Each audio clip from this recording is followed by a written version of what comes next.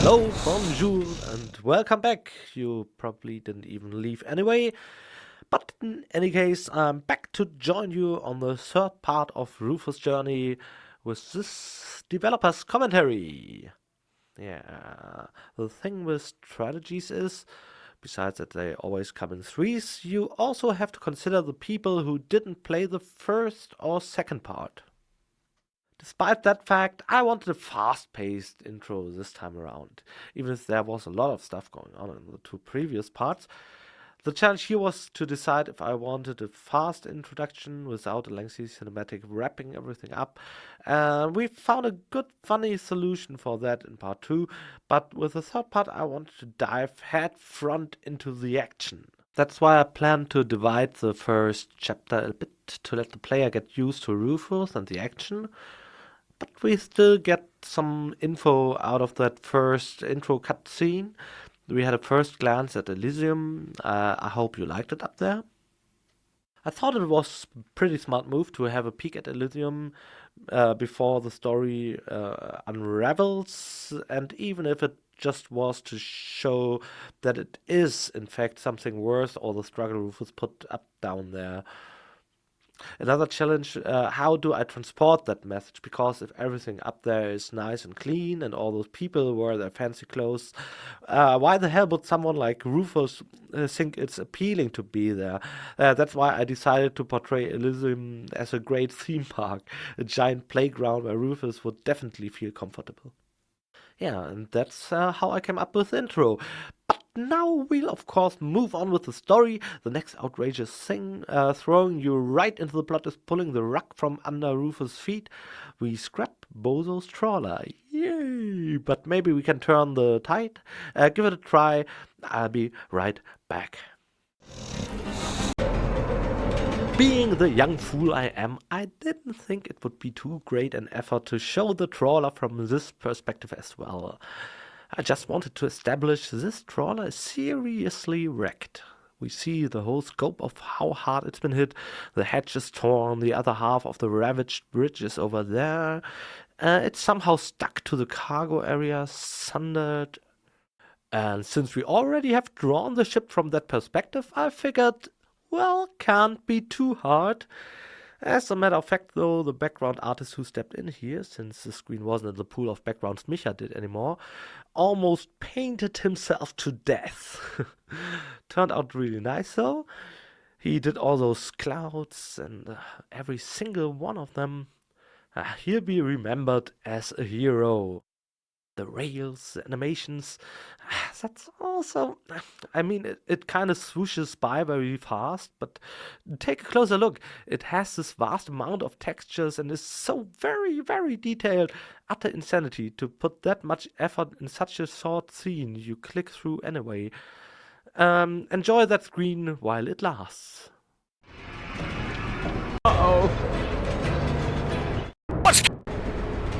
And from this perspective, we can see why the cargo area is so obliterated. The crane's cable got stuck in the gears of an Organon cruiser. I always wanted to show the Organon cruiser from the most angles possible, so it may become a very tangible, realistic object. This way you can connect all the cruiser's sections and places to one another and make sense of them. Later on, guess I can tell you that much right now, we will return to the cruiser. We even get to see more of the inside of it, even get on deck and all that. Right here, however, you can see the waste chutes we know from the first part. Well, as you can see, all of this is perfectly thought through and accurately mapped. And this one's for you, clever Minecraft tinkerers. Feel free to do a replica of the Organon cruiser, just as you did with the Enterprise.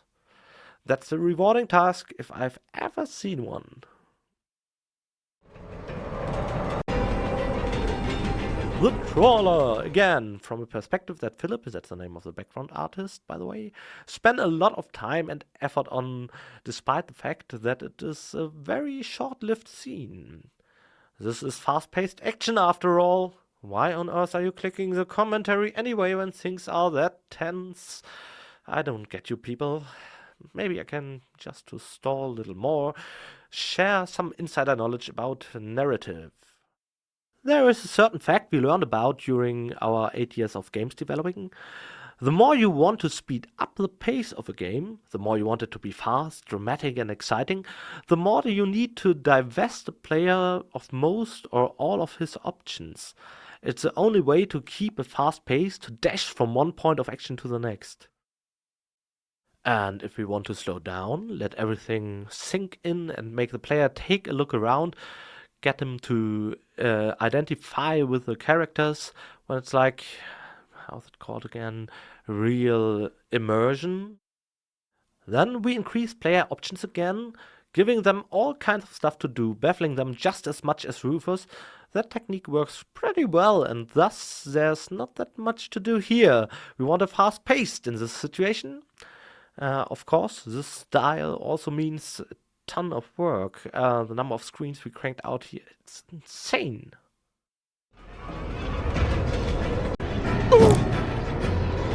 Yeah, this is top-notch excitement, and I don't intend to interrupt it for long, as I've decided for goodbye Deponia, I would want a fast-paced action intro.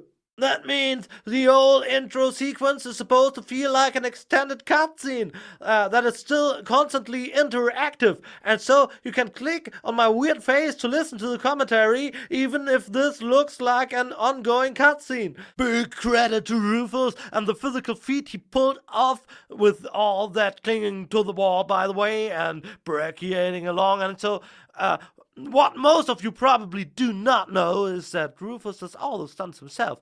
Am I right, Rufus? Oh, yeah. There's a lot of brachiating going on there. Now, the thing that I want to say two things. I don't want to go too deep into it. Just two things. First, this wasn't done chronologically, but instead, my pal Pokey, the bastard, he took good care that the really dangerous stuff was done last, even if they were done for the opening scenes.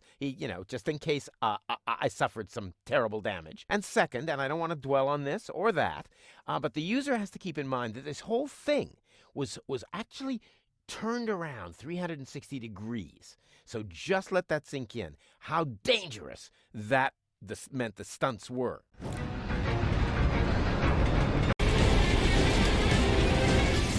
Everything could be so pleasantly simple. 3 screws to tighten.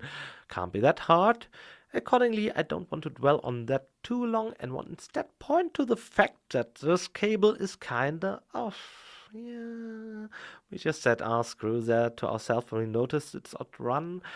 Correcting that would have just been too much work, and we're lazy folk here at Daedalic. But in fact, the cable should run below the axis, so it can properly wind around the gears moving towards you, which again move downturn. Thus, the axis moves towards you, and that means the cable should disappear down there and wind up above, if you get what I mean. Fatal mistake. Makes no physical sense whatsoever. Don't pay too much attention to that. We're aware of it, and we are rightfully embarrassed.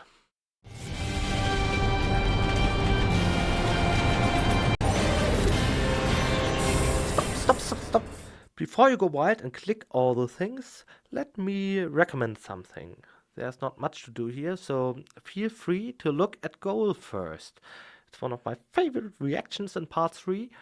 Really entertaining. Sadly, in the original version, we let the background music fade out and put an effect filter on it. Sounded more like Rufus would talk with his inner voice. That was nice. Yeah, eventually we couldn't keep it like that, since if somebody saved the game in that very moment, the game would have kept the sound settings, the script adjusted for the scene. We couldn't come up with an ad hoc solution to this, so we cut that entirely. Shame, really. If only we have had more time to work on that, we surely would have found a workaround. Now it's gone, but the reaction is hilarious nonetheless. By the way, the platypus in the background fly in an erg formation. Keep that in mind. It'll be important. There will be a test later on.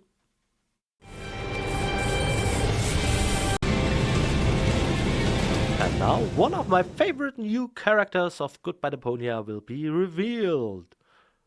And that's Barry! I always thought it would be cool if Rufus had a fan sidekick, as Rufus has this massive ego. And what is the best you can do with a fire out of control? Right, pour some oil in it. And in this case, our oil is Barry, who manages to boost Rufus' dangerously high confidence to even more absurd levels. Believe it or not, in the following events, Rufus will get even worse. Enjoy the show.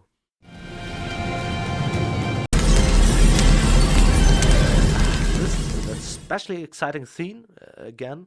We not only put great effort in animation, but also elaborately recorded it in the studio. We installed a genuine rotary axis in the recording room and chained our voice actors to it, one after another, as there wasn't enough room to get the authentic sound of people chained to an axis by any other means. And I like to think it worked pretty well and was highly professional, of course, on our part. And it was also a very pleasant experience for our actors, wasn't it, Gold? Nightmarishly pleasant. With an emphasis on pleasant. More on nightmare. The pleasant experience of a spinning, well, it's all on tape. We originally wanted to use that for a making of, the shot of the device, and of course the part where the machine actually caught fire. Well, granted, that could have been handled more professionally. Getting you off the axis would have been nice, for example, but those screams were so authentic and like, oh, I'm dying! Oh! Great, just brilliant. In this particular screen, there's actually nothing here to see. I bet you didn't see that coming. For all we know is that the Daedalic likes to overstuff things with fun. It's not like them now to stab your backs with an empty screen like this one. But there is nothing here to see. It's inexplicably puzzling. Cause let's be honest, this one's just as empty as Elois' wallet. Think they planned it up in the show? Yeah, you better not bet on it. Cause there is nothing here to see. The screen is dead as Bozo's granny. The Kenny G song amongst game screensavers are more interesting. Wait against it, watching wrestling feels like an intellectual blessing. Say, were those people high? There's nothing here but rails and sky. There's no hotspot and no Easter egg. It sucks, there's no deny. There is just nothing here to do apart from staring at it bewildered. With growing anger and frustration, I'd like to tear something to pieces, throw my PC out the window as my nerd rage still increases. And afterwards I jump myself, falling it through the broken shards. Down on the street I wreck my neighbor's car, and if he dares to start, and I'm mad about it, I will kick him very hard. And I will raise my club and run in circles, screaming like a nut, till finally I will push off the ground, cause I can also fly. I'm the Hulk, we gonna smash things. Then I wave a last goodbye to all the cops who close off roads while shouting, alright, move along, move along, move along rapidly. Cause there is nothing here to see.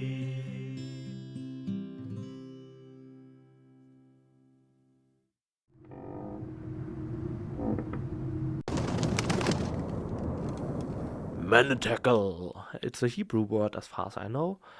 Don't know. I never do any research actually. No, sir. Celebrity game designers make stuff up as they go. Mantacle, however, means something like impending doom. And here we are, in the Hotel Mantacle, nested beneath the Organon Railway. It's another one with ancient concept art done by Micha. Really beautiful. and I also could leave it almost intact while doing the layout for the screen.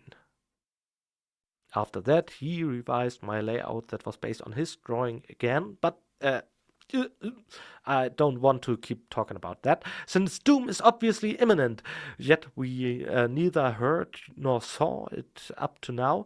Let me say this, though, there are a lot of bad omens indicating a possible apocalypse, and Rufus just ignores them as usual. Maybe you can see them.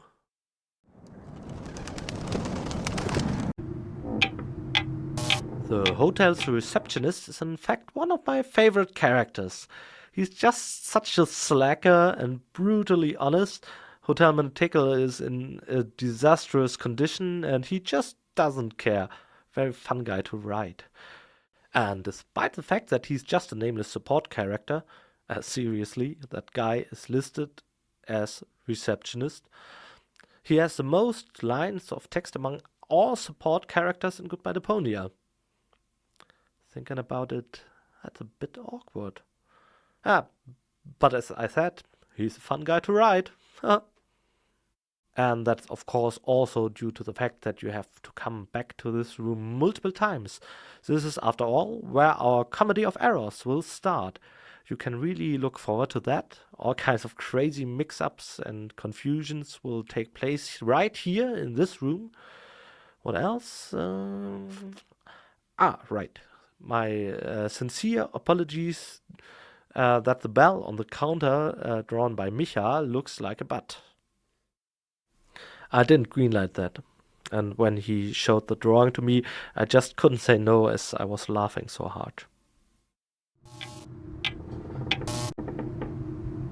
This is of course the gorgeous and tidy restaurant of Hotel Manticle.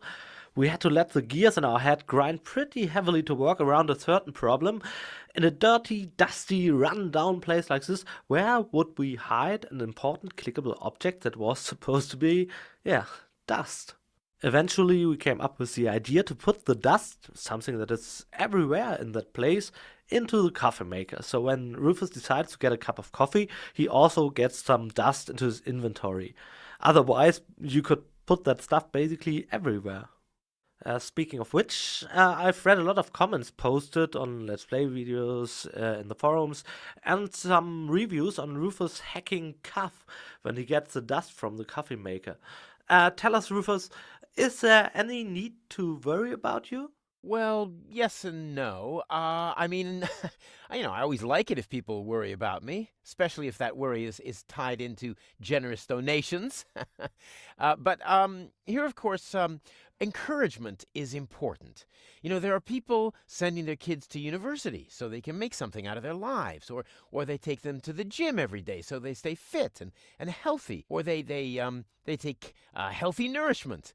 I already talked about my father and his den, his hobby room, and for the most part, I let that transcend into my job, and I utilize that cough that I got from the dust, and I kept it as a result of careful parental care. I hope that's clear. Excellent. And another thing that comes to my mind when I look at this room is the magnitude of different reactions we wrote for Deponia. In many cases, there's a text for each single object, and rarely you get to notice the desperation of the author so obviously as with the object of the nut.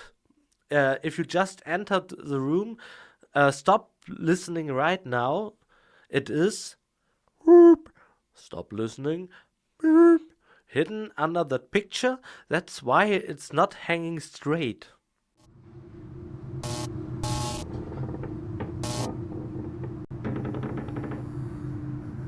Home, home, kumbaya. Finally, a screen where I can tell you something of importance, and that something is, of course, me, since I'm the laundry sack guy to the far right, in the original version, that is. You probably can't tell, especially because you play the translated version with English voiceovers, but under those hoods are only Daedalic people. Yeah, that doesn't mean we joined a sect. We just take our jobs pretty damn serious. To the left is Gunnar Bergman, famous lead animator of the Deponia team and Harvey's New Eyes, respectively.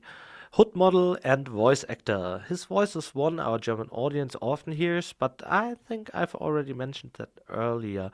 Among others, he was a Cthulhu clerk in part 2. And in the middle, to his right, we have Ben under another hood. Ben is one of our localization specialists, basically takes care of things regarding voice acting, translation and such. That means he spends his time looking at Excel sheets I prepared, and those documents are enormous, and has to hand them to translators, proofread translations, send the translated documents to other translators, and check those again afterward. And to speed things up, he accompanied us during recording this time as a stenographer, so he could type down any changes in the script right away. Retrospectively, I really need to apologize to him. I'm sorry, Ben. I should have warned him that Monty, the Rufus from Germany, is a huge friend of ad-lib voice acting and likes to order one or the other sentence. To an extent that, let me put it this way, he takes it as a personal defeat if he has to read a sentence exactly the way I wrote it down previously. To his own ears, that means a horrible failure on his part. The least he can do is swap or change two words, or replace one word with one with a similar meaning, or add some shenanigans to the end of the sentence that weren't in the original. During recording of the first Deponia, I was really defiant against this attitude. I wanted him to stick as exactly as possible to the script, but I eventually gave up on that. It was just too much work. I'm the one to the far right, but there's some other hooded figure. Damn it, who was that? We can't look that up right now, can we? Yeah, well, it's in the game now anyway.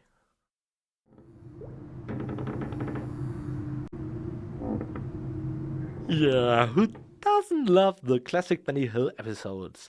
Another common occurrence in the comedy of error is the hallway with as many doors as possible. I always wanted to make a minigame out of that. Something where the characters are supposed to rush all over the place, chasing each other from one door to the next. Maybe, just maybe, my dream came true and you get to enjoy a scene like that in this very room later on. Hopefully. Anyway, when I was prototyping this, I had to check if that would work at all. I played it with the Fatboy Slim remix of Body Moving, the Beastie Boys track. Instant hilarity. The characters were really badly drawn. They couldn't even walk yet, especially Donna, since it was a model from before Chaos on Deponia, a time when we didn't even know what Donna would look like. Oh, now I spoiled things ahead for you. Well, whatever. What's more important is that the Donna I drew was particularly ugly. I had no idea how I wanted her to look like yet, and I didn't have a clue what part she would exactly play, apart from the fact that she was in charge of the unorganized crime syndicate. She was supposed to be the moronic leader of an underground organization, so I thought I would slap a red leather costume on her that was way too big for her. You know, this kind of costume with a corresponding neckline for maximum cleavage. Thing was, the one I drew was ugly as hell, additionally to the fact that she was a moron, and to the fact that she had no cleavage to show at all. So the polymer shells, strategically placed on her hot and sinister underground leader armor, remained completely empty, and it looked like she was sitting in some kind of bathtub. Basically a cool sketch, elegant in its stupidity, and then have all that running across your hallway to Body Movin'. Body movin', anybody movin', body movin', body movin'. I bought that album, by the way, just for that song, and I was incredibly disappointed when I realized that they only had the pretty stale plain version on it. The silly beats of the remix are what I liked best. Very sad day.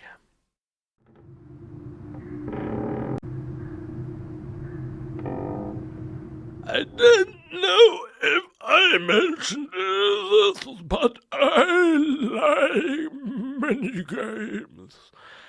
This one yet again was designed with the help of paper and coins, and I'm pretty impressed how good that worked. It's a simple little logic problem, yet it keeps you thinking. Unfortunately, it needs a lot of buttons, and these buttons changed position a lot, got switched around, so to speak, during development again and again, back and forth and back and forth and forth and back again. Either Rufus obscured the buttons or they didn't fit the row or column. That was annoying. Let's rather take a look at the tasty pastry ingredients on that poster over there. Yummy, yummy, that looks delicious.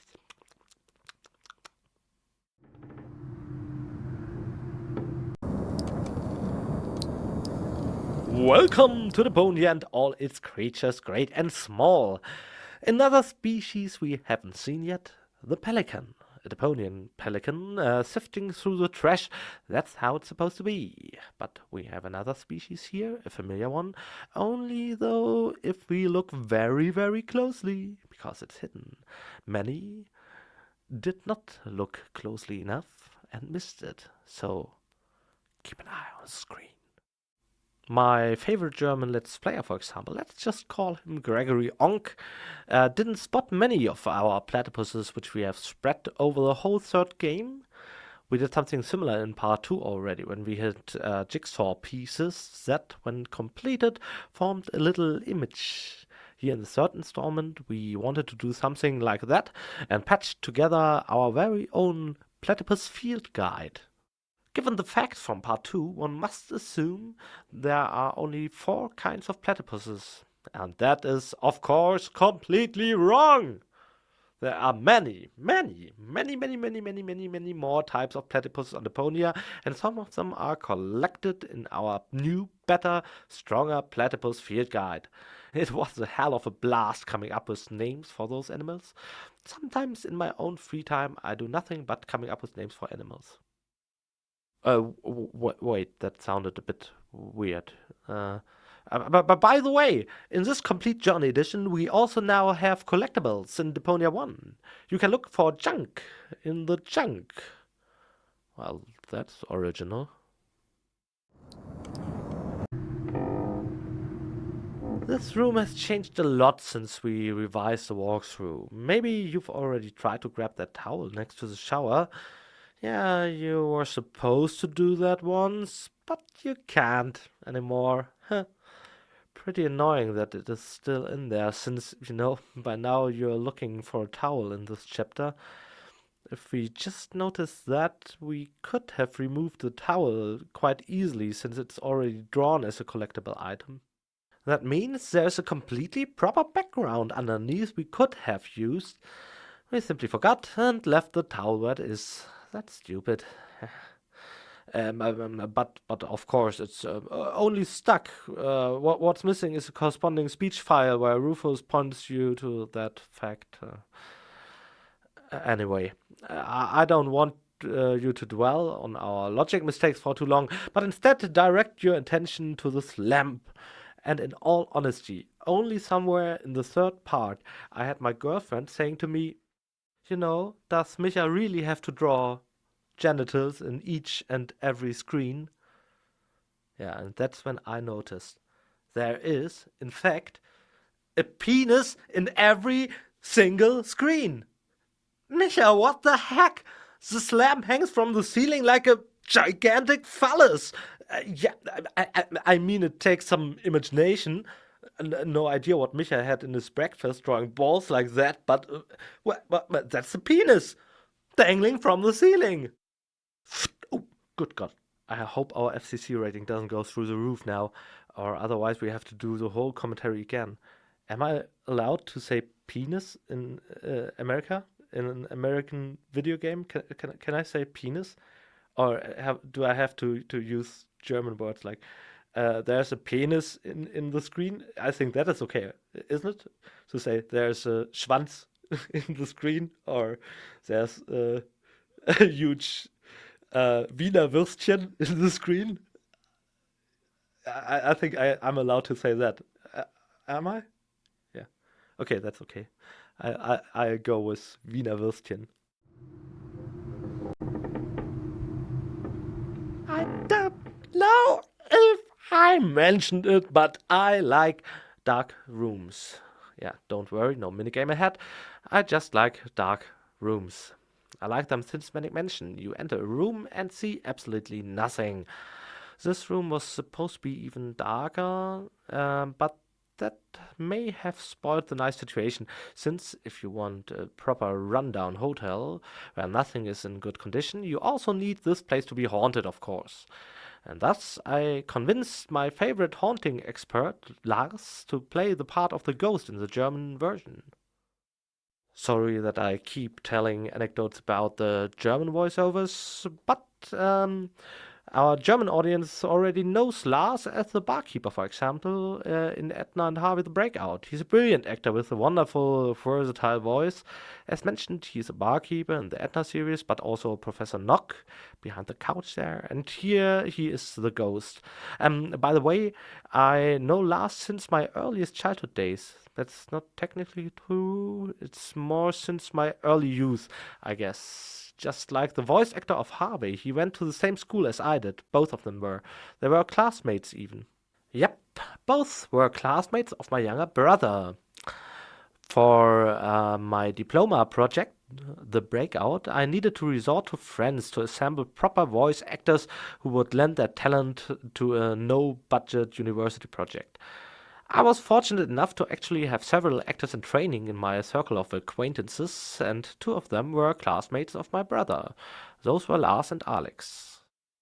Together with Lars and Daniela, who also has been mentioned in the credits for helping with various odds and ends for this game, the three of us started to dabble in short films. Lars was the lead role in our first short movie that wasn't that short after all. It had a runtime of about 40 minutes and was called Suddenly Pirate Again. Plötzlich wieder Pirat is in Germany. What a nice flick. And it was during this production of that very film when I met Finn, who made great soundtracks for us ever since. So this room is kind of a family reunion for me. There's Finn in the soundtrack, there's Lars under the yellow sheet, and somewhere in there is Daniela as well, who was kind enough to lend me dramaturgical advice for Goodbye Deponia. She's an official script doctor right now, and they're all in this room in one way or another. It's like back then, but without the mock-up pirate heads, of course. Yeah, that's the way we did things during the short film period. Speaking of which, after our film, Lars was employed as a pirate in a theme park. Yeah, no, really. That's what I call a job. He really became a pirate, and only because he had our recommendation. That's something, isn't it?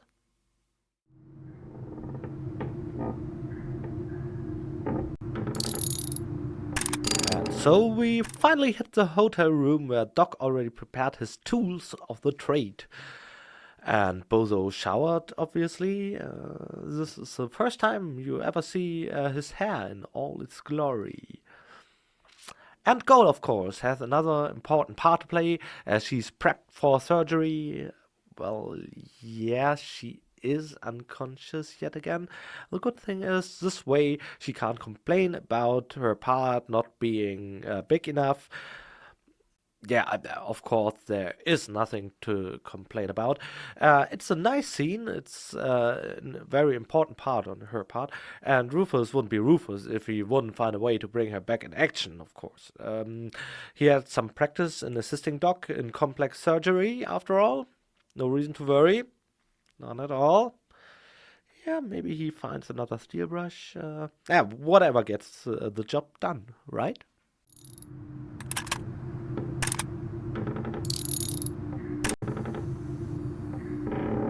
I don't got much on this one, only that laying pipes is also part of an artist's job. The pipes of the heating duct needed a bit of readjustment. Had to put a few animators to work there to get it higher. Heating ducts, air duct up there at the IC. I could tell you a lot on scripting here since I scripted most of the screen myself. Actually, I did a lot of hotel miniatical scripting during the final phase of the game, and there was a lot to do, such a multitude of things, but not in this room actually. There's not much to talk about really, at least not without spoiling all the exciting, crazy stuff right in front of you. Why do you even click me in a thrilling scene like this? There's something, by the way, I've just recently been told. A fan sent in a Deponia cookbook, and it even has a recipe for champagne balls. I hope those are not the ones with mothball flavor. What happens in this screen is almost outrageous. Another great sleight of hand by our artists to get this back of the mirror done. What's up with that, you ask? I can tell you, of course, and that's why it's pretty pointless to talk about that mirror right now. Well, I guess I could talk a bit about the literary references we made here behind the mirror. Yeah, we are behind the mirror, just like in, well, behind the mirror. Anyway, outrageous things are about to happen here. That's something I could talk about, but at that point you will already be gone. And here we are, finally on board the Organon cruiser, or more precisely in Cleats and Gold's suite. What makes this so luxurious is the fact that the bed extends automatically. Otherwise, what's there to talk about? I'm a bit nervous about saying anything, as it might ruin the romantic mood between Rufus and Goal. To apply a movie term here, they don't share a lot of screen time when both are awake. Yeah, I guess it's a video game term as well. For in video games, we also use screens, and the one you're sitting in front of lets you witness the romance. And if you're clever, then there's also a small love scene in it for you. Yeah, that's right. There's a way to trigger a hidden sex scene with Rufus and Goal. The FCC didn't find it. Guess that's why the game isn't rated R or even the X. So bring your A game, since when you trigger the hidden sex scene, you'll get an item as reward as well. Use condom. And that will also unlock the leopard mode, the secret leopard mode we've hidden in all of our games. As I said, bring your A game.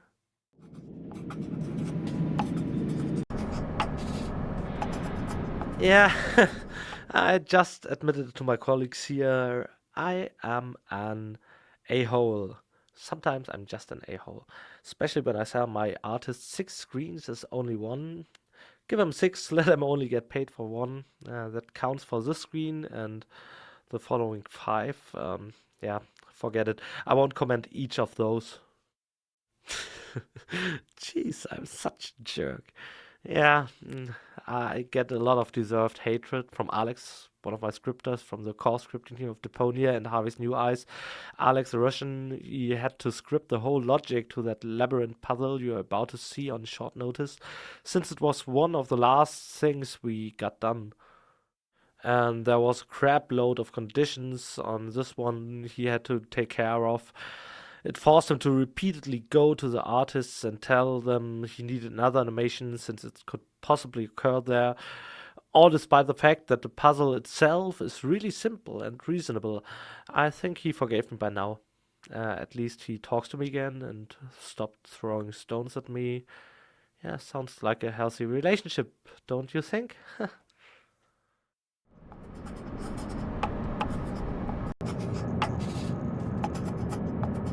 I don't know if I mentioned this, but I like minigames. Yeah, especially those taking place in a computer core. This core has a striking resemblance to a disco ball. It's all part of the plan. And did you notice the Organon logo on the doormat? Take a look. The Organon and their logo. Well, but that wasn't what I wanted to talk about here. What did I want to talk about? Right. Minigames! All due respect to Christina from our scripting team, who mainly focused on the minigames. Christina was our newest addition to the team, and we weren't sure if she was in over her head when she repeatedly told us, no, really, it's okay, I can do that, no problem, yes, all of the minigames. And we were like, shouldn't we, like, also do a few of those? Don't you want some help? Shouldn't we split that load of work? And she went all, nah, that's alright, I do that. Oh, Shiny, can do. Testing minigames is a task without end, and there are many obstacles tied to minigames. But she just plowed right through them. Badass. And she also fixed the dreaded bug of the mine labyrinth in Deponia 1. She just did. She's crazy.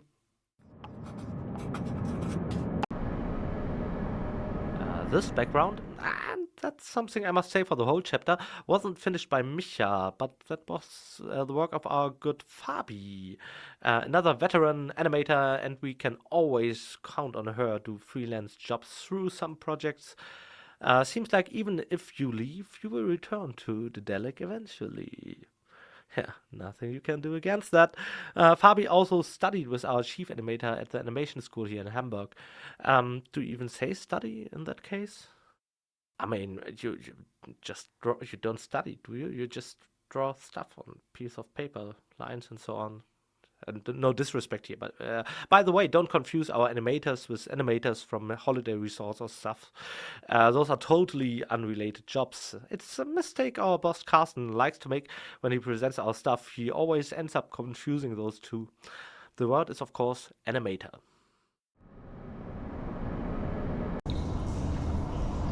So that was quite a bitter pill to swallow, wasn't it? And now we woke up in a rather familiar environment. That's strange, so let me talk about this for a bit. Most importantly, we went through relatively great efforts rewriting parts of the original concept for the third installment, Goodbye Deponia. We didn't have to do that with the first two parts. Those pretty much played out as initially written, even if 5 years had passed when production of Goodbye Deponia started. In fact, I felt like Cary Grant during the filming of North by Northwest, but I think I mentioned that already. We had a bunch of ideas how to illustrate Rufus' lowest low, and originally we wanted it to play out on the coast of Porto Fisco. He was supposed to be washed on the shore of a familiar screen from part 2, where we met Goon, for example, for the first time, and could wallow in some misery. Yeah, but that was the old concept. It would have been too short, not matching the scope and depth of the other two installments, so I took my time, about half a year, to rewrite and extend this part, and this is one of the scenes, and one of the best I might add, that turned out to be a whole new addition to the game. The idea was to let Rufus hit his lowest low, and after all, what would be truly hell for him? Exactly, to bring him back into the tutorial room, which, by the way, was the idea of my girlfriend Anne. Yeah, I thought that this idea was purest gold, since we'd also cast more light on the tutorial room, which is kind of peculiar. The room appears time and again, Rufus assumes already it must be some nightmare scenario. So ending up in that room must lead Rufus to the conclusion that he actually died and that this must be hell. Adding more to that, Rufus can't even describe this properly. Another idea transported into the concept, as I wanted to take away his comment-specific eloquence to show he's down and out. So he refused to talk. He's absolutely not in the mood to comment on anything. Instead, all we get are very sighs. I bet this was quite a challenge in terms of acting, right, Rufus? Well, let's just say it was a smart move to keep me quiet in this scene. Otherwise, I might have actually had to resort to singing. Because if you look at this room, the first thing that comes to mind is chanson. You know the French term? Chanson. The decoration and lighting heavily reminds me of the chanson. You know, oh, hey, we're on our way to Barcelona brothels, on our way, oh, hey, you know. But fortunately, I wasn't actually allowed to sing in that scene. Don't want to spoil too much for you, as I don't know in which phase of the game you actually clicked this. Yeah, that's always a tough call I have to make. I just don't know what you people are doing at this moment you clicked, or what you are about to do, and that's why I want to direct your attention to these glorious construction robots in the foreground, who, and I'm very proud of that, are 100% and only superficially polished, based on my sketches. Yeah, colors included. Yeah, they're completely the same as in my sketches. I always like to draw robots and machines with all kinds of absurd joints and all that. Really like to draw that stuff. And colorimetry is also a major thing in Deponia. Usually we have a spectrum of 3 colors, red, blue, and green. And if you paid attention, you noticed that these are the colors of the borders of the box cover as well. Red is part 1, blue is part 2, and green is part 3. And these colors also reflect in the... well, yeah, you know that by now. Argus is another Rufus. What? What's going on here? Where am I? I just don't get it. Right. Yeah, these 3 colors also correspond with those 3 versions of Rufus. Rufus, Cletus, Argus, in a way you may yet have to discover. Enjoy that. Yes, red, blue, and green. 3 primary colors. What the big deal? I actually don't know. It's some visual leitmotif in any case, and I didn't even put that much thought into it. That's a bit awkward.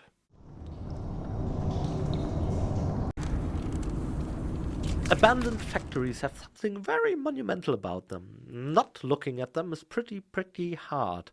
It's surprising that there aren't more accidents happening when you drive to Hamburg, for example. You have that Freeport, and to your right is this colossal hulk of an old factory. And since it's so far away, you still can't grasp the size of that thing.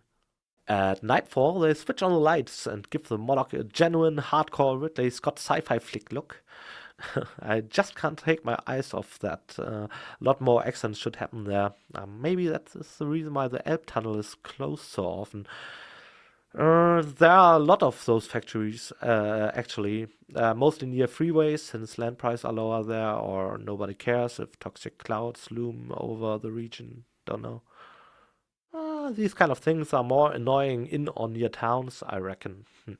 People in cars don't deserve any better anyway.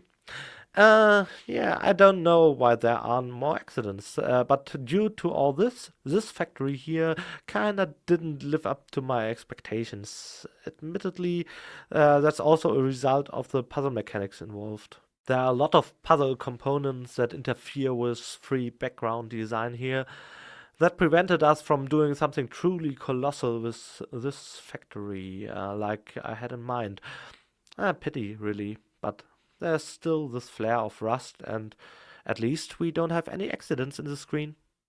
Another thing I need to mention here is my unending gratitude for Heiner, another Daedalic scripter. He's actually part of another team, but he, Alex from my team, and Ede, who's a spider in our network of projects, form the make force of this company. That means whenever things get rough and we need some serious crunching, that is, time is running out and there's still a lot to do, those 3 jump into their superhero costumes and save the day and the game. And Goodbye Deponia was the first project where I had the honor to directly witness our Make Force's might with Heiner at their side, and yet again they saved us. There was an endless tide of little bugs in the screen we all had no explanation for, and Heiner fixed all of them. And how did he do that? He redid the whole thing from scratch. Yes, the whole damn screen. Awesome guy. Our Heiner.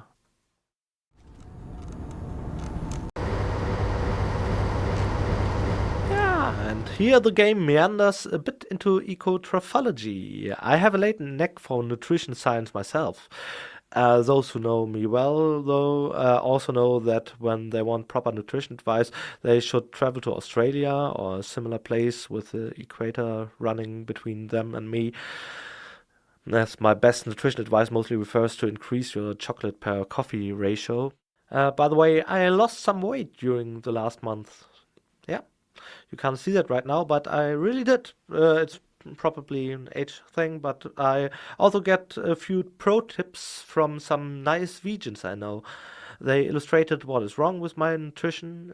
In retrospect, I get the impression that I should have died long ago due to my excessive calorie abuse.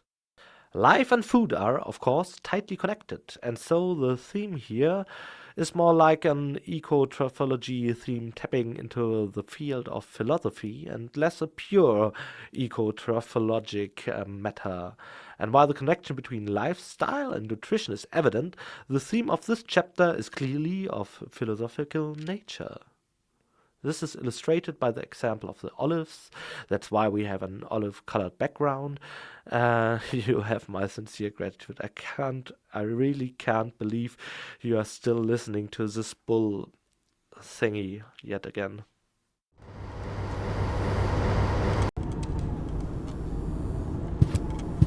Mind-blowing events. Rufus is a clone? Holy smokes! You didn't expect that, did you? Yeah, we're right in the cloning lab, and curiously enough, we have the corresponding Simpsons episode running at this very moment. It's the one where Homer clones himself. Yeah, it's running in the background while recording. Yep, yep, yep, yep, yep, yep, yep. Very nice. Yeah, Joris put that on since we are expecting a show on this channel featuring our studio. Good things come in threes, they say. That's why we have 3 cloning pots here. Yeah, like there's the Holy Trinity. You always get 3 wishes, not 5 or 2. No, you get 3 wishes. There are the Holy 3 Kings. Yeah, and there are the Beastie Boys. And of course, body, mind, and soul. We also split Gold's personality in these 3 different parts. And 3 just has something about it. I don't know. Yeah, there's also that song from the Sesame Street. Or was it even a song? No, it was just some dialogue between Ernie and Bert. But Bert, nothing is with 5. Nope, his favorite number is 5, but everything comes in threes. 3, I tell you.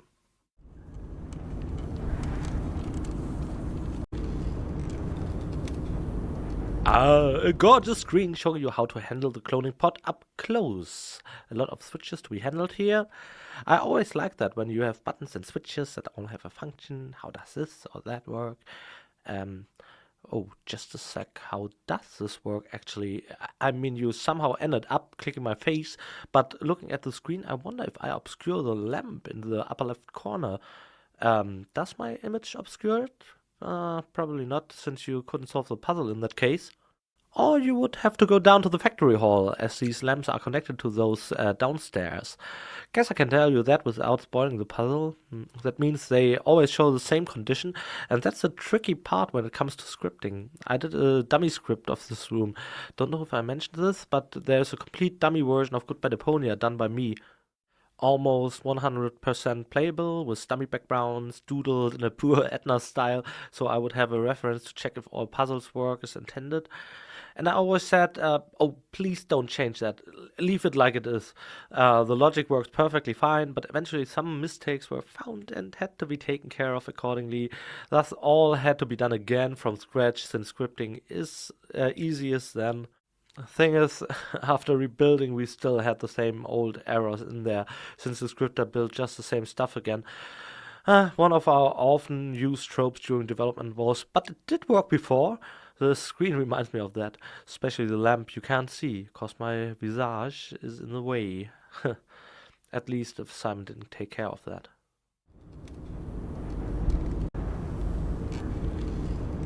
In a chapter dealing with life and death and the things philosophically implied, you also need crows, of course.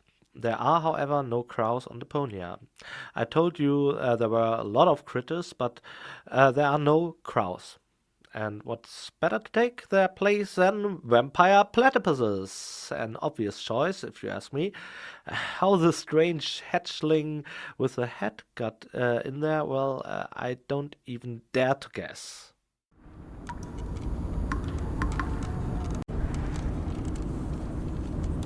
Woo-ha! Now that's something. You just tripled Rufus and can now enjoy to control 3 different Rufuses. Rufy, so to speak. Rufuis?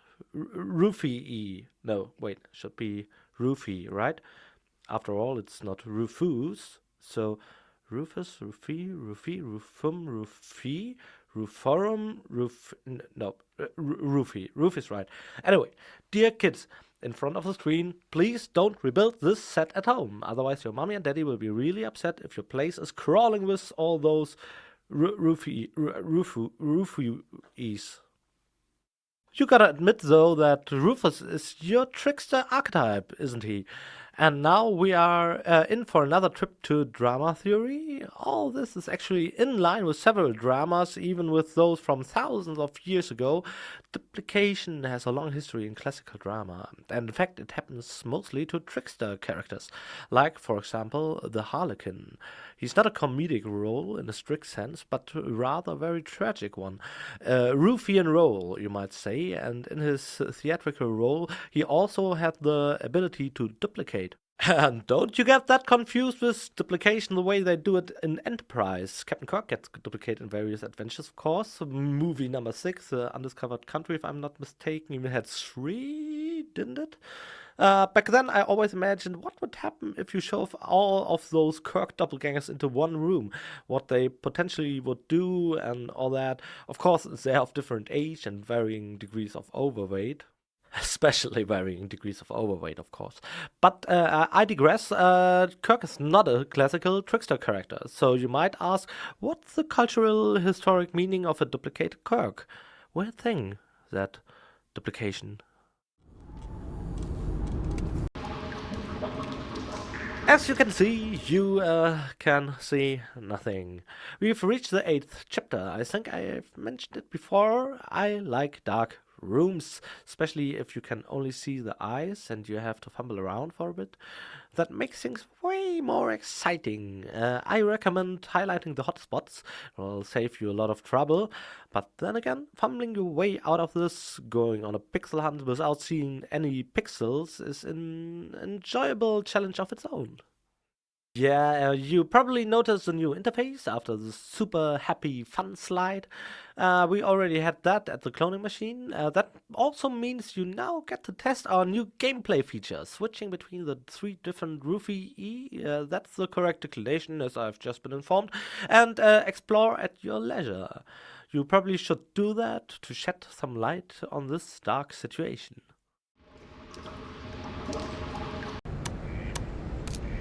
As a matter of fact, I'm not really directly from Hamburg. I'm from a small commuter town near Hamburg and technically from the premises of this little institution called Schleswig-Holstein.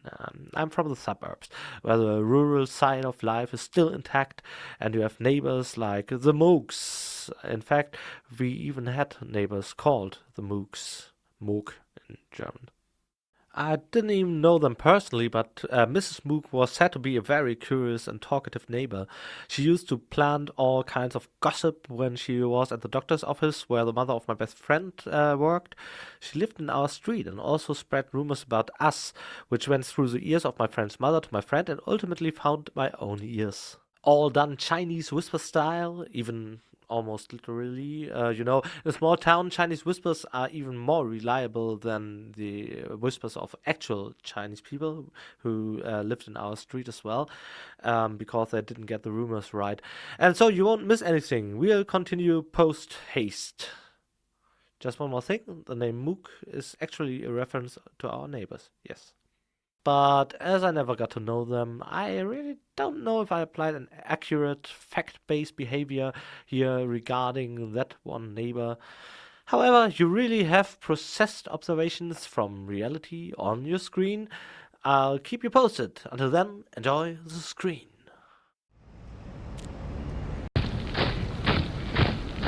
Do, get it going on, do, get it going on. Here I have to say thank you once more to our wonderful Noni. I would never have dared to make contact with the acclaimed rapper Smudo. He's a German celebrity who voiced Cowboy Dodo in the original version. No, I probably wouldn't have dared. Fortunately, Noni is our marketing ace and community mother superior. You might already know her from Facebook. If you don't, Then hurry up and like us on Facebook now, the Book of Faces, and start getting to know Noni yourself. One day she jumped into my office and had one of her crazy ideas about another topic which she wasn't really supposed to be working on. By the way, another of those ideas of her was a disco video we did as a teaser trailer for Deponia.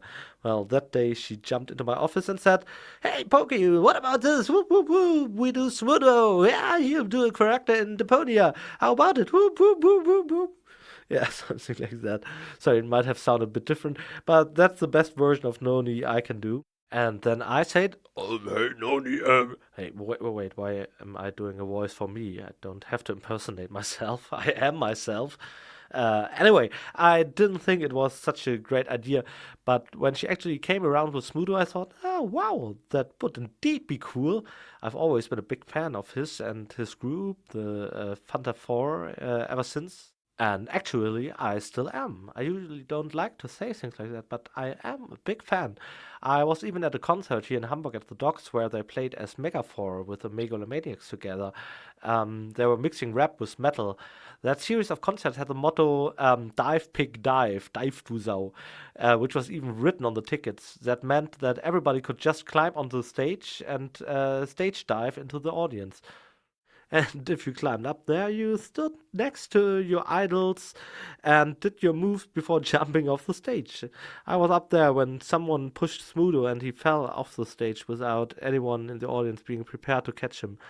From my perspective, that looked quite funny, but I guess from Smudo's perspective, it kind of hurt. When we recorded for Deponia, I asked him about it. Of course, the whole thing was pretty exciting, and I guess a lot of my friends from back then would have been so jealous, because we all had been big fans. It was a real honor, and Smudo didn't hold it against me that I mentioned his involuntary dive. Now, to make myself feel important as well, I can share with you that originally I had a more complex text written for Cowboy Dodo. I knew it was too fast when I wrote it.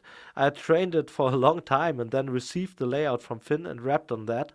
It all worked out pretty nice, but then Smudo insisted that we would use a track from one of his producers to rap with.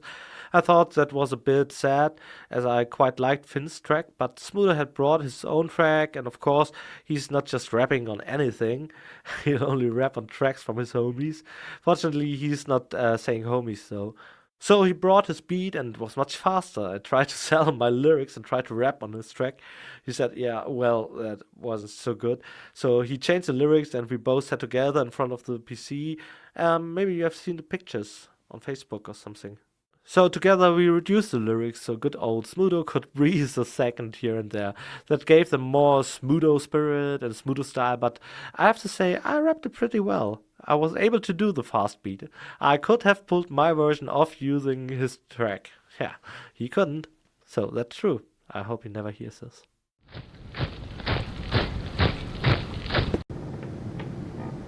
Among experts, this is what we call David Cage syndrome.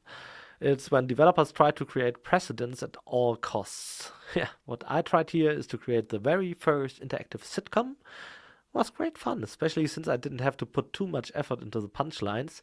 I thought, no matter how bad my puns are, we just add in some canned laughter. Yeah, really a no-brainer. But actually, this clearly shows how young the medium video game still is. There are so many things that haven't been done yet, and still we have a new Need for Speed every year, despite all the potential. Yeah, where are all those interactive romances or musicals? Do we really have to do all that on our own? Probably yes, at least if David Cage does not beat us to the punch. He was the one to pull off the first interactive burst after all. In Beyond, 5 minutes after the first interactive suicide attempt and 5 minutes more after the first almost rape. Yeah, that's hard to beat, but I'm working on that. I certainly do. And now, the sitcom. Oh yes, this is a very cool scene. Poor Bozo is seriously depressed for reasons unknown. He's back with his family, lying in bed, and what a nice family that is. Just like a true friend, Rufus aids his buddy, and due to that, I think this scene is especially touching. I mentioned before, I guess, that in Deponia, genres blend. It's a patchwork of the narrative techniques and motives I'm most fond of, apart from the romance, the comedy of errors, the tragedy, the great drama, and the sci-fi adventure. There is, of course, also the bromance, as it is contemporary term, between Rufus and Bozo. And this scene, almost like one of these German tales you don't know, where tigers and bears bond, has the motto, "I'll take care of you, little bear," which is quite a quote out of one of these tales. You wouldn't get it. It's German, you know. Yeah, no, I don't get it. But it's really like one of those funny fable settings with a couple of animals, or, probably more like one of those famous homosexual flat shares that we know and love from various cartoons. Tom and Jerry, Mr. Rossi and Gaston, Ernie and Bert. Ernie and Bert, most importantly, yes. And, of course, Goofy and Mickey. Now, we'll get sued, I guess. But other than that, you can see the darkness in the back of that room. And it's telling us that this world, this healthy, this whole organic world has a definitive end. All you have to do is lean out the window, and that's it. Oh, I must correct you on this one, as we are just looking at those 3D props we built for the voice recordings and not the real screens. Elaborate holograms created by Kader of Chinese interns who... No, wait. Are the users can't see those? Nah, the users already see the matte projections intricately reworked into the backgrounds. We only see a black spot here, because that's where the hologrid ends. I think, however, that's also pretty interesting, as rooms often have much more layers than you would initially suspect. Especially this room, lacking the usual multitude of dynamic animations. You can't really move Rufus through the room and so on. Had to be split into various layers due to the animation technique used. The average player has no idea how much work is behind that.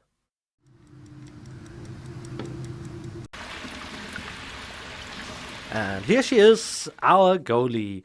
That's what we called her in the development team to distinguish her from Baby Goal. A bit of a slip, of course, that we spent the name Baby Goal already in the second part, Chaos on Deponia. But here we are, with Goalie, who may tell us what kind of experience the voice recording was, considering you had to adjust your age, no offense, by 20 years or something that feels like 70 years, 18? Let's just say it wasn't easy from an acting point of view, shall we? So, what do you think?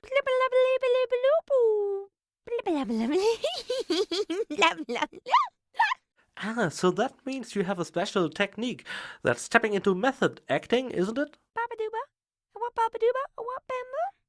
Bananas, really. And the government is also involved. Never considered that. But you've heard it with your own ears. Our actors really have one or two incredible tricks up their sleeves. I'm stunned and out for now. So let's move on.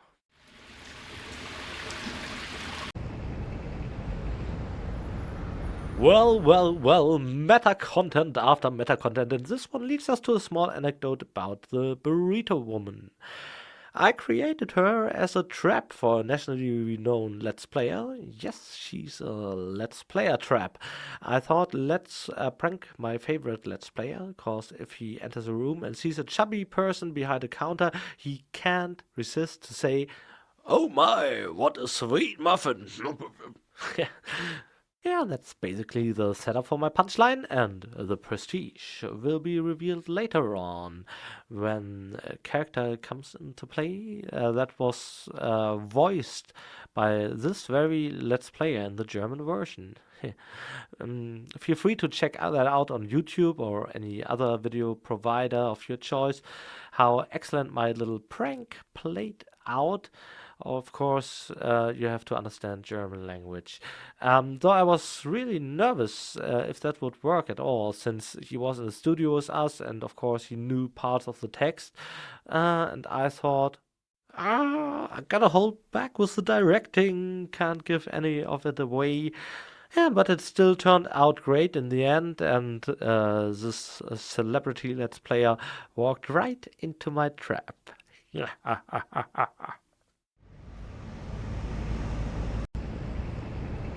My scribble to that screen also contained a radio. I really wanted this to look like a desolate Vietnam camp situation.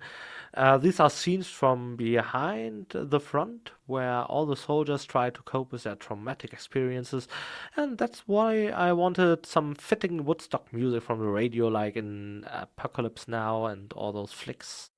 Seems like you just can't have a Vietnam-themed film without Woodstock music running in the background. Strange, though, if you think about it, since Woodstock didn't take place on those fields to establish a soundtrack for the Vietnam War. Clearly not what they had in mind. And everyone who thinks that due to media influence is sadly mistaken. Who can't be mistaken, on the other hand, are those two familiar faces from the first two Deponia parts. There we have our gorgeous Lottie from Deponia 1, and to the left is Bambina from Deponia 2, now in their new boots as Sergeant Bambi and Private Lottie. Who would have thought that Lottie, as a minor support character, could get hyped like that? The more awesome it is that she was considered a candidate for a reunion in Portafisco.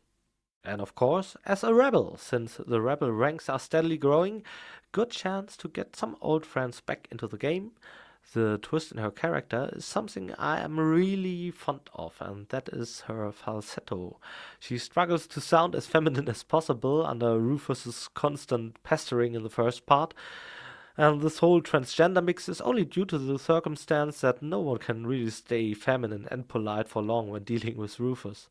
So it's only natural to react with some masculine bass to that. In this case, though, the whole attitude gets turned around. She tries to sound as masculine as possible, as she's a rebel soldier, but she keeps reverting to her softer falsetto, since she's a tender soul after all. Another thing not devoid of all controversy, Rufus turns out to be an annoying macho a-hole in this scene. So do I, as a writer who takes every cliché available, driving all kinds of wedges between genders and driving them hard. Frankly, though, I think the girls do a great job taking no bull thingy from Rufus, and accordingly, I had no problems answering an email from the States where a probably transgender person who didn't agree with the portrayal of Lottie in the first installment wrote he wouldn't want to play the second and third part of the trilogy, since I would make fun of transgender people and minorities in general. Gladly I could prove him otherwise, because the thing is, the joke in Deponia is always on Rufus and the way he acts. He doesn't care if he affects minorities or the majority, which takes the whole thing to a very liberal level. Ultimately, it's also always the others who end up on moral high ground when dealing with him. So no need to worry, dear female players of Deponia. Nope, Pokey didn't become a macho trying to tear down feminist thoughts while twirling his moustache. No, I'm on your side here, and I hope you enjoy the next time Rufus gets pummeled. This one's for you.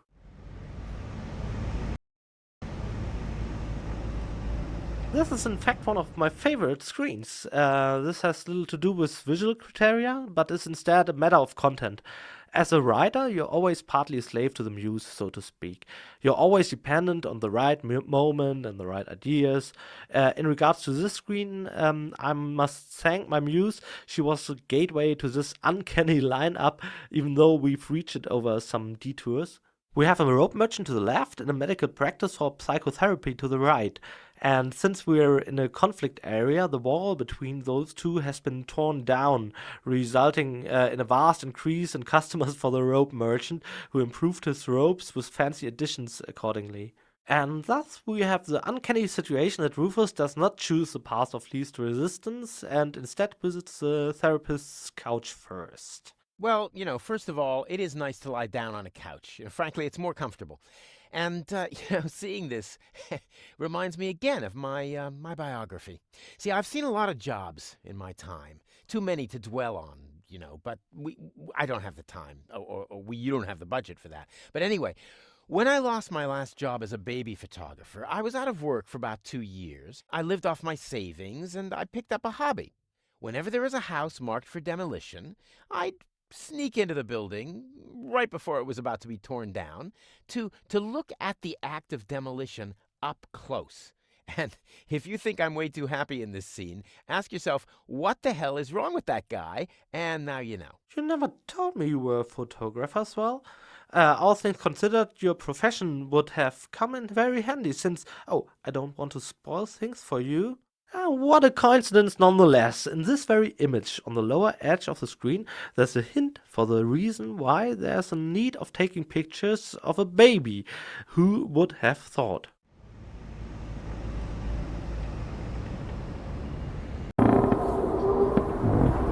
None of the devices of slapstick comedy shall remain unused, and thus here comes a scene that is reference to all slapstick comedies that have ever had their heroes climb on high scaffoldings.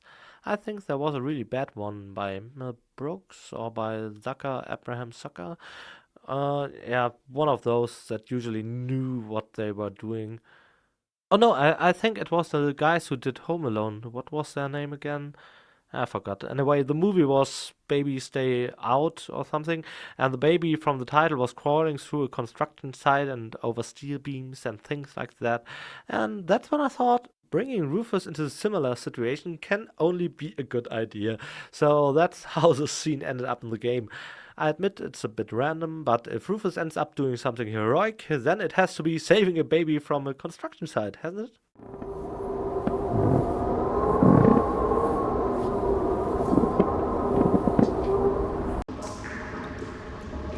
As you probably know, maybe because I told you so, I had a test version of Goodbye Deponia with atrocious dummy visuals, a complete dummy game. It made a very solid reference.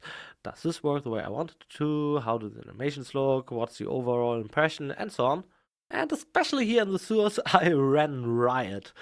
Did a lot of sketching and pre-animating, and I'm very, very glad that all those funny mushroom picking animations made it almost untouched into the final version.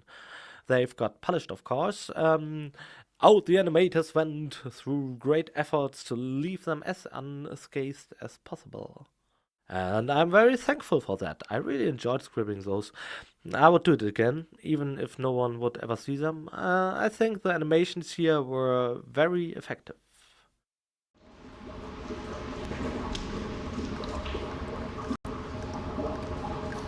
Sifting through the sewers in dark makes you pretty vicious as time passes.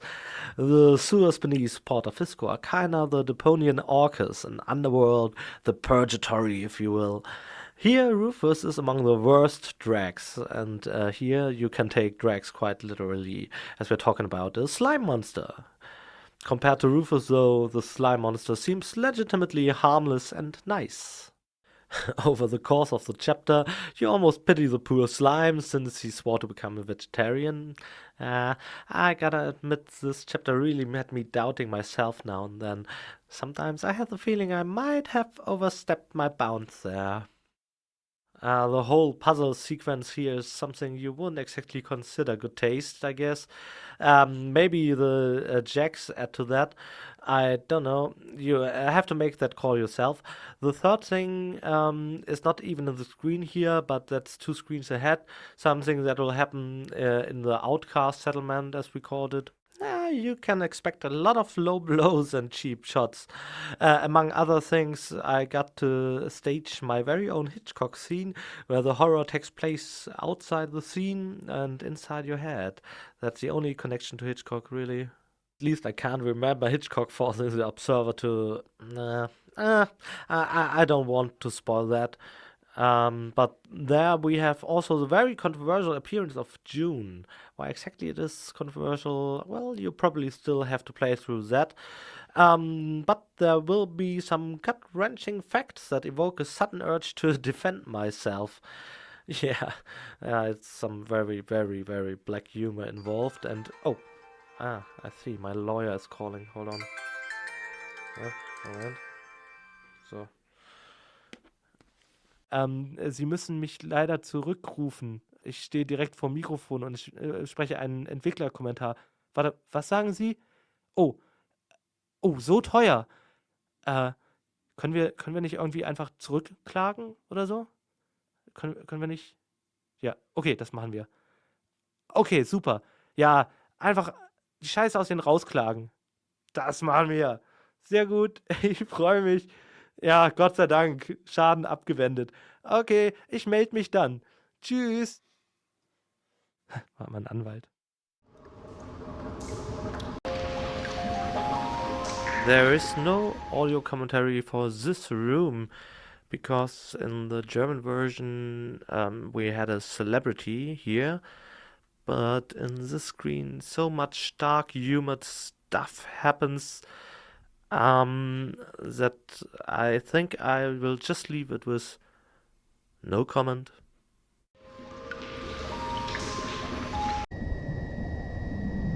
I had a lot of fun with this screen. I'm afraid most of that I can't tell you about yet. Here again, I couldn't resist to tinker with the fine-tuning of the scene direction myself, and I find it remarkable that our sound guys and Simon agreed to put a voice effect on all files that are spoken by Rufus behind closed doors. Cheers, guys! I didn't think you would do it. Unfortunately, we had to continue doing that afterwards because there's other ways how Rufus changes his voice during this chapter, and we had to put an effect on those files as well. All that became pretty complex and might even have led to one or two mistakes that are still in the game. Some small bugs where Rufus' sound file has an effect on it, although, yeah. Well, but to our defense, it all was incredibly much content. Horrible. Maybe we could have done this in a better way, then we wouldn't have had these problems in the end, but yeah, there comes a time when you have to stick with what you have. Or something else. Oh, here you are in danger of missing brilliant gag. Once you get some prison food, use it on the guard on the right. Go on, you should really do that. It's easy to miss and one of the funniest scenes. Well, no, it's not that funny, especially now that you already know it's coming. Well, it's relatively funny. A bit funny, at least.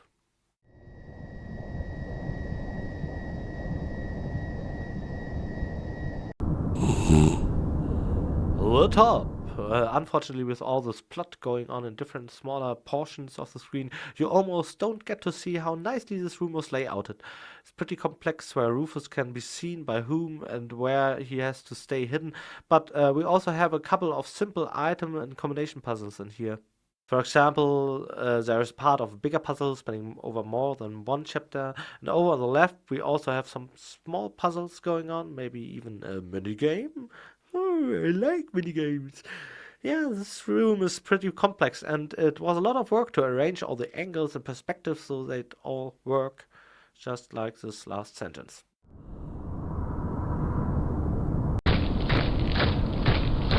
In this case, I'm pretty glad that Micha didn't do the screen, to be honest. Don't get me wrong, Micha, and hear me out. I know he's always listening to Let's Plays, and he's probably listening to this one here too.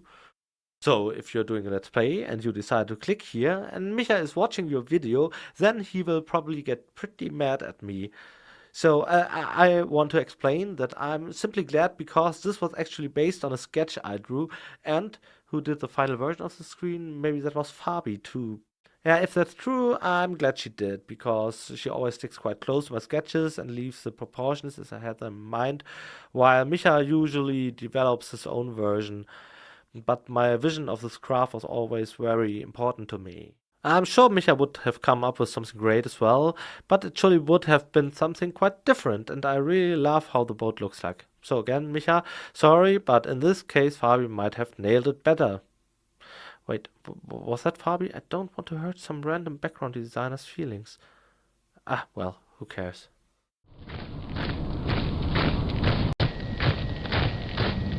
The Witch! Yes, here he is again, our favorite resistance fighter, Janosch. Fortunately, this time around, we didn't have to make another minigame for him. As you all know, I like minigames, but making that plan without offending Janosch in the second part was pretty borderline, especially since the translation to English was unbelievably hard. Writing sentences that sound realistic without using consonants that Janosch cannot pronounce so Rufus won't have to laugh at him was a pretty dangerous stunt that we didn't have to repeat here, fortunately. That way I was able to concentrate on a number of jokes surrounding Janosch's mumbling. Was that a complete sentence? I shouldn't construct sentences so complex that I end up forgetting what I wanted to say in the first place. Fortunately, I'm paying more attention to what you're saying than you do yourself, Pokey. Yeah, thank you, John. If you people out there want to make notes about my mistakes too, just go ahead. The developer commentary is over soon anyway. In the background, you can already see the high boat. Well, actually, you don't because this yellow glass is disturbing the view. Well, that is supposed to be the high boat back there. Many people ask me, where is this room supposed to be located anyway? Well, it is located above Argus' office, of course. But you walk under this walkway that also leads up to the office. No, this room lies, of course, above Argus' office, but in the opposite building, and you have to just crawl through the tunnel and then go up, which you don't see here, and then around the corner. Oh, Lord. Have you never seen Star Trek or Die Hard or any other movie where people crawl through ventilation shafts or Jeffrey's tubes? This is pretty self-explanatory, you know?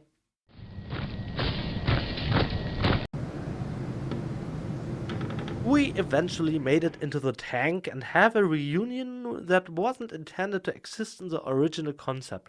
By now, you've probably guessed it, you will meet Tony, who joined the Resistance by the end of part 2.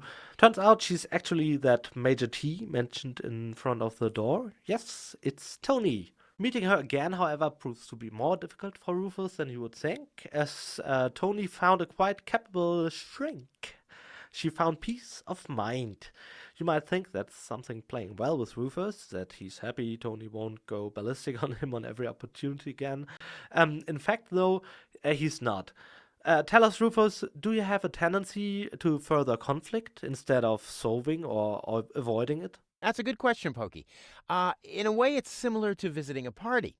You should always eat properly before you go, because you can only expect to eat leftovers and snacks while you're there. So I deal the same way with conflict. See, I've created some islands for myself in my time. I don't want to dwell on that, but my point is that there I can let off all the steam I want. And as soon as I leave the clinic, I have no need for conflict whatsoever. And frankly, you reaped the benefits of that technique while we were trapped here, recording all that stuff. And that's just a fact. I didn't get all that, to be honest. But what strikes me as interesting is you say you always eat before you actually go to a party. So how come you eat up all my crisps before even the guests have arrived? Oh, I see. So your definition of a party is just lying around in the corner wearing last week's shirt. That's what you call a party. Look, how was I supposed to know? I like crisps. Because it was written all over a banner, moron. I really like minigames, but I'm not too fond of this one. I think the scene is great, but I expected the funny intestine puzzle to be even funnier. On paper, I thought my idea was very, very hilarious, but from this perspective, you can't really tell how to actually put all these organs back together again. So I'm a bit unhappy with the puzzle, but not with the scene. What could be more wonderful than being in a comedy about mistaken identities and ending up pretending to be a doctor and operating on yourself? Well, operating on a clone of yourself, but not even the right clone. We know that, but Rufus doesn't, and while he's at it, he also removes a tapeworm from the patient. Wonderful. All this turned out very nicely, and the tapeworm is also quite cute. Huh. Never heard that phrase, but I have to repeat it. The tapeworm is really cute.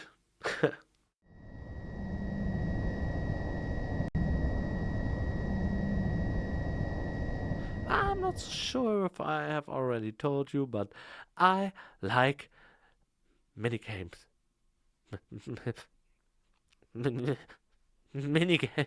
Minigames. Minigames. Minigames.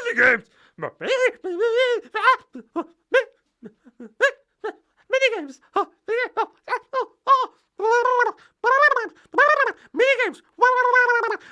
wonderful minigames.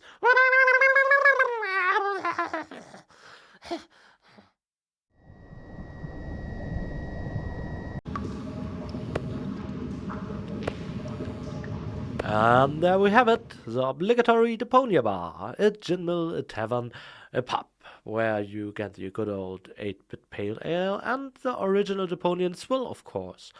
And also other stuff that has its own tap and tastes like nostalgic nods towards some of the video game heroes of my youth. In fact, though it may sound like advertisement, for me the console wars winner within the current next generation is clearly the Wii U still, though it's the underdog. But some of the characters I pay homage here in the screen are not only friends from my earliest gaming days, but also companions of my very, very current video gaming present. I don't want to say too much, but let me say this, while we record this and I'm still waiting for any decent PS4 title coming up, Donkey Kong Tropical Freeze is released and I'm already looking forward to Mario Kart 8. Yeah, so having this collection in your hands, be it now or in 20 years, you will still be amazed. What? Donkey Kong, Tropical Freeze, and Mario Kart 8? Wow, that was a great game, almost as good as Deponia. yeah, I'll get my hand on that soon. I look more forward to that than any PS4 release that is announced yet, but those are long overdue too, so yes, it's still March in Germany right now, but it feels like a cold winter, even without the snow.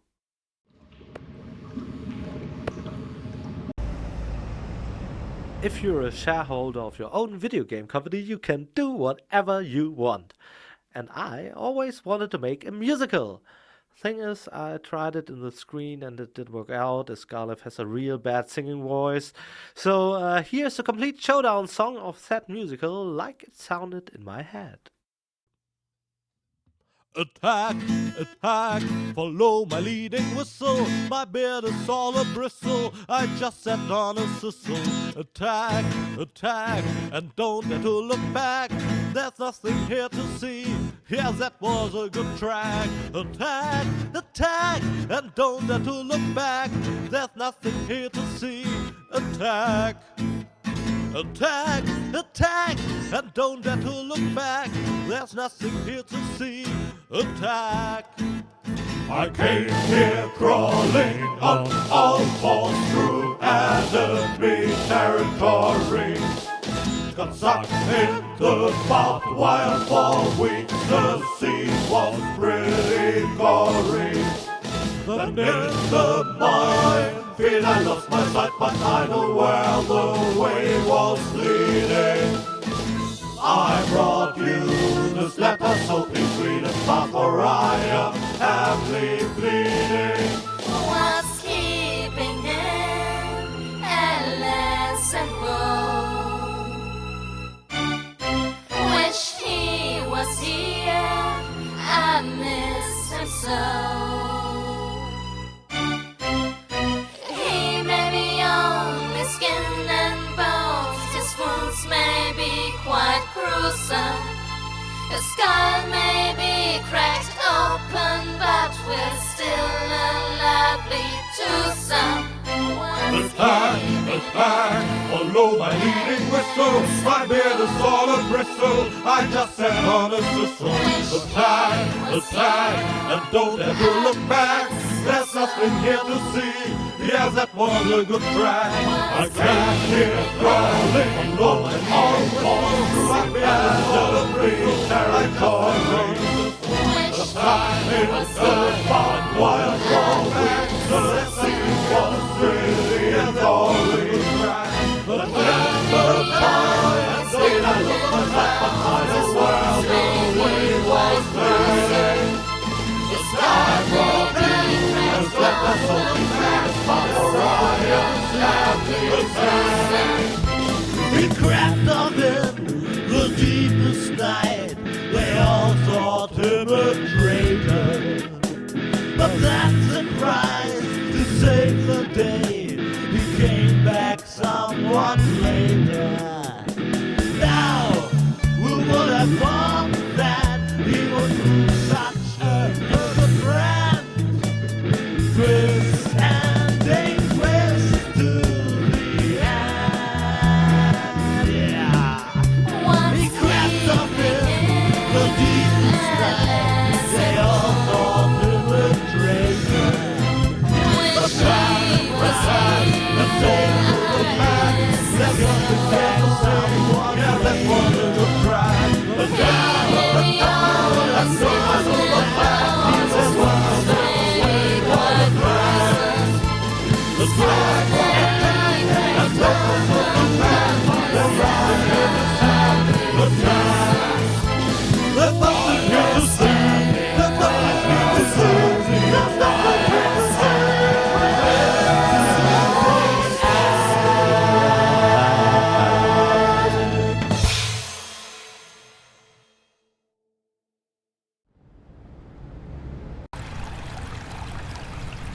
What an exciting scene. We shouldn't really talk too much here, but just one thing. I actually put a lot of thought into who would be the best opponent for Rufus in the scene. There were a couple of possibilities. Basically, this is about the viewpoint of the Deponians. The close-mindedness, not wanting to leave, and all the things Rufus is going against from the start. As we all know, Rufus always wanted to go to Elysium and is always held back by people like Tony and Wenzel and his father, Captain Seagull, and all three of them were possible choices to play the role of the general here and to tell Rufus, no, your plans are useless dreams and we have a better and simple solution. We'll just blow Elysium from the sky. Yeah, this of course sounds bad at first, but it will sound even worse later on. The plan symbolizes the attitude of killing all hope of finding a better place somewhere else. Afterwards, everyone will be alive, but no one will have a goal to strive for anymore. This is a pretty scary thought for me. The Elysians aren't justified in what they are doing either, but this is not the moment to discuss them. I believe this is an interesting dramaturgical juxtaposition that had to happen somewhere in the game. Here, in this very screen, this discussion is reaching its climax. It is not just an idea, but a plan that is about to become reality. And it's all interactive and you can join in while playing. Go on ahead and see what you can do.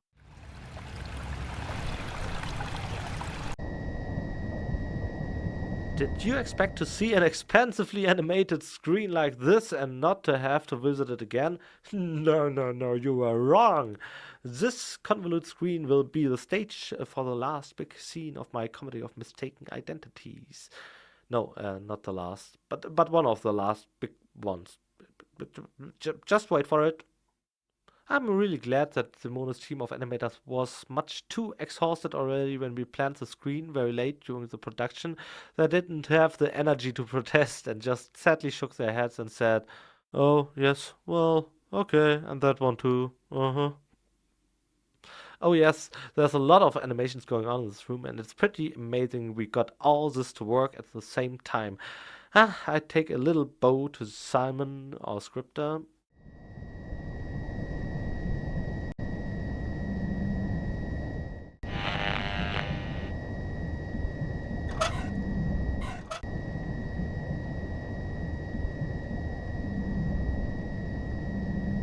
As a medium, the mini data cartridge unfortunately never took off. That's very unfortunate considering its vast potential. Also, back then I transferred most of my cartridges to mini cartridges. Now I can only throw them away.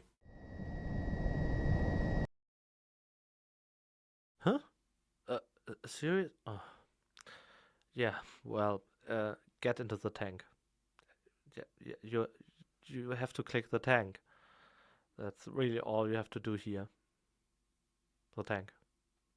The danger has been inverted and you need to leave, so just get into the tank. Click the tank. Click the tank! Not me!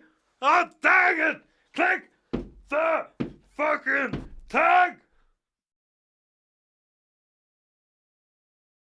Ha ha ha! And ha! And yet another ha! Ha! The following scene might have worked as a video cutscene as well, but I tried to make these sequences as interactive as possible. So here you can play that crazy mini nano game against yourself.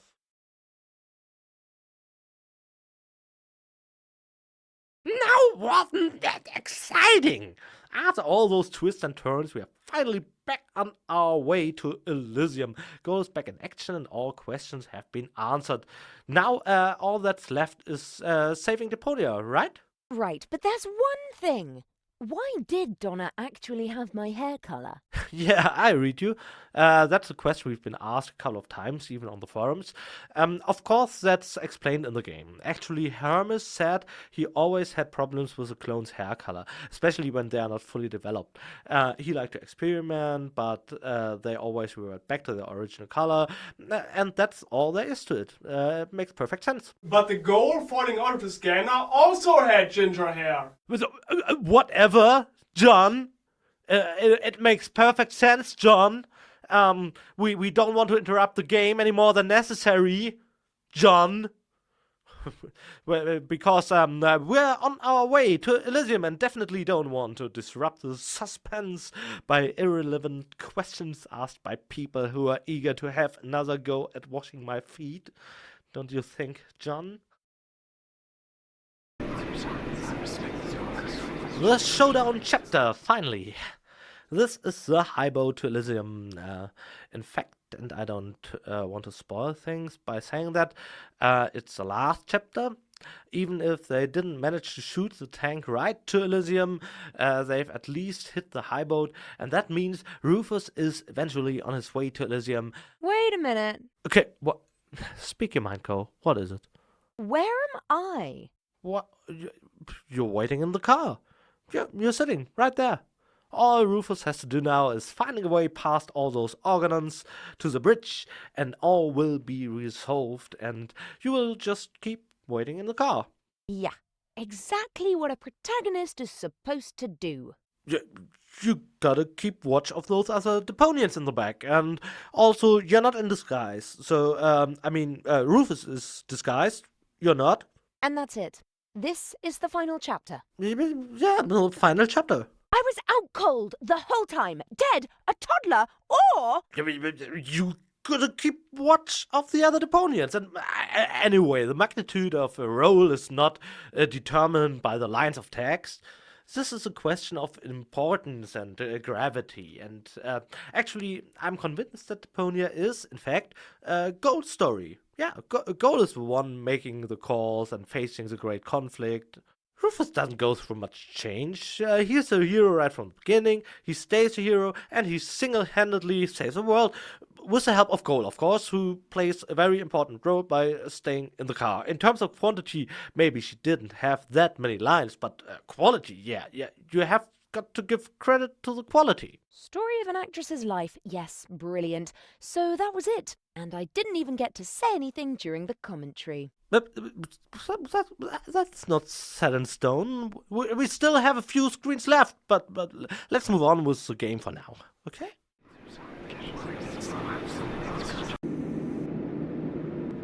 I think I mentioned this one earlier. Every story needs an elevator scene, and this one is our very own Deponia elevator sequence. This reminds me of Svenja, another scripter who I failed to mention so far. She did a lot of work on Chapter 9. Strange number, of course, this game hasn't got 9 chapters.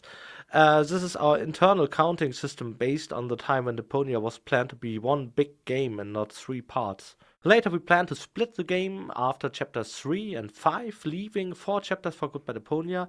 Back then everything was nice and linear, but then everything expanded and we put more stuff in Chaos on Deponia, and Goodbye Deponia grew also in size. Chapter 8 was even split into 4 parts. The 4th was a showdown, which you just played. Chapter 9 was scripted mostly by Svenja, and it was a tough job because a lot of animations had to be carefully timed. Now it looks pretty smooth and simple, but it was a lot of work. Maybe this is a great opportunity to tell you about some other people who invested a lot of energy into this game. For example, there's our QA guys, especially those who tested like hell shortly before the release. There was Renee, Ben, Leon, and also my girlfriend Anne. Yeah, she did a lot of testing because she didn't like the idea of waiting for me at home while I'm doing night shift in the company. Mighty kind of her, I would say, but she really organized the testers. Damn cool. Maybe I should have left her at home, then she wouldn't have found so many bugs. Then again, the bugs would still be in the game now, so I guess all went well. What else did I want to say? Yes, the testers, the scripters. Who of the scripters might I have forgotten to mention? There was Marlin, maybe Max. Did I tell you that our video compositor is called Reno? That's not a nickname, really. It's Reno Pelly. He's in the credits, and that's why I can tell you his full name. Crazy name, great guy, and knows everything about video compositing and editing and animation. Yes, he's got a background in animation. And then, of course, there's our artists, our graphic artists, our many graphic artists and animators who I won't be able to all remember now, because there were so many of them. I've always mentioned Gunnar and Simone, and I think I also dropped Fabi's name. Nick also worked on our videos, and there's Sandra. Oh boy, see, it's just too many. That would be 20, 30 names I would have to list, and it would be awkward if I forgot to mention one or two. But as the end is drawing near, I'll leave it at this rough attempt and simply want to say thank you to everyone involved. I guess you've already heard that at Daedalic we simply have the best people working on our games, and I want to officially confirm this. It is true.